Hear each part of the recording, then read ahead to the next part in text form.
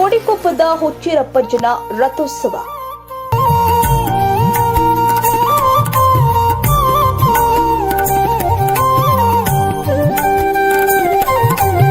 ಯಾವುದು ಹೌದು ಅದಲ್ಲ, ಯಾವುದು ಅಲ್ಲ ಅದು ಹೌದು ಎಂಬ ಅದ್ಭುತ ಆತ್ಮಾನುಭವದ ಮಂತ್ರ ಸಾರಿದ ಮಹಾನ್ ಚೇತನ ನರಿಗಲ್ ಮಜ್ರೆ ಕೊಡಿಕೊಪ್ಪದ ಹಠ ಯೋಗಿ ವೀರಪ್ಪಜ್ಜನವರ ರಥೋತ್ಸವ ಸಂಭ್ರಮದಿಂದ ಜರುಗಿದೆ. ಸಾವಿರಾರು ಭಕ್ತರ ಜಯ ಘೋಷದ ನಡುವೆ ನಡೆದ ಈ ವೈಭವದ ವರದಿ ಇಲ್ಲಿದೆ ನೋಡಿ.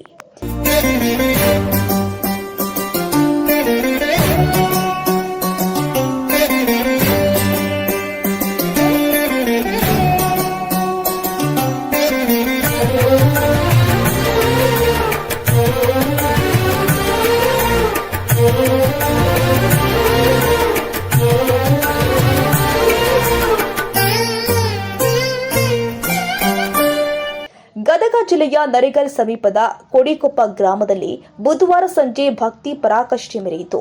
ತ್ರಿಲೋಕಜ್ಞಾನಿ ಹುಚ್ಚಿರಪ್ಪಜ್ಜನವರ ಪುಣ್ಯಾರಾಧನೆಯ ಶತಮಾನೋತ್ಸವ ಅಂಗವಾಗಿ ಮಹಾರಥೋತ್ಸವ ಅತ್ಯಂತ ಸಡಗರದಿಂದ ನೆರವೇರಿದೆ.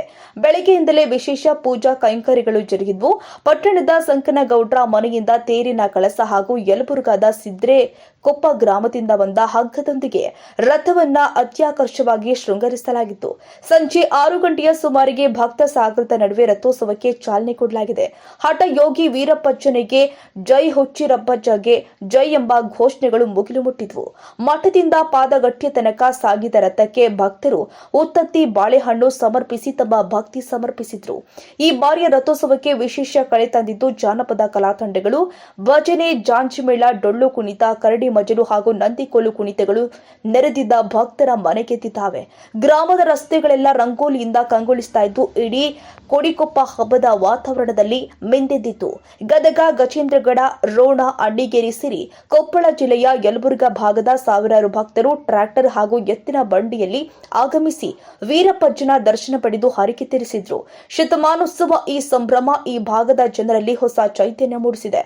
ಒಟ್ಟಾರೆ ಹಠ ಯೋಗಿಯ ತತ್ವದಂತೆ ನಡೆದ ಈ ಜಾತ್ರೆ ಶಾಂತಿ ಮತ್ತು ಭಕ್ತಿಯ ಸಂಗಮವಾಗಿತ್ತು. ಎಸ್ವಿ ಸಂಕನಗೌಡ್ರ, ರಾಷ್ಟ್ರ ಕ್ರಾಂತಿ ನ್ಯೂಸ್, ನರೇಗಲ್.